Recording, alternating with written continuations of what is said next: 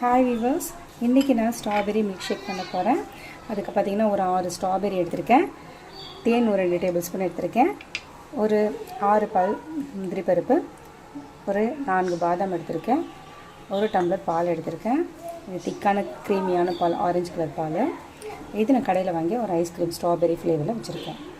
வாங்க எப்படி milk shake போடணும்னு பார்க்கலாம். முதல்ல ஸ்ட்ராபெரியை சின்ன சின்ன பீசஸாக நம்ம கட் பண்ணிக்கலாம்.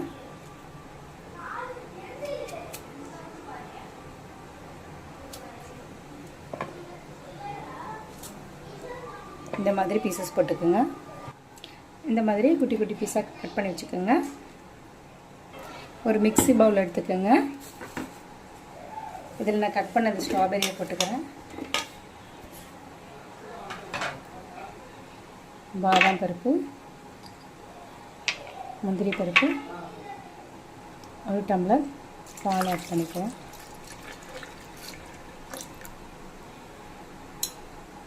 இதோடு 2 டேபிள் ஸ்பூன் தேன் ஆட் பண்ணிக்கிறேன்.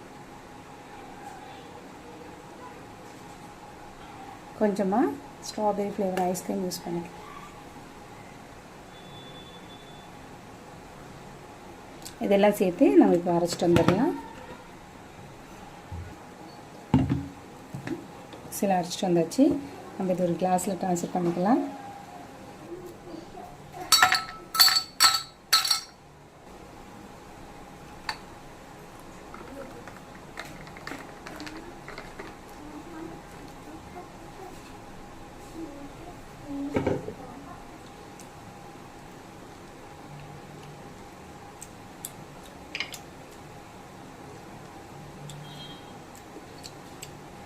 அவ்வளோதாங்க, சூப்பரான ஸ்ட்ராபெரி மில்க் ஷேக் தயாராகிடுச்சு.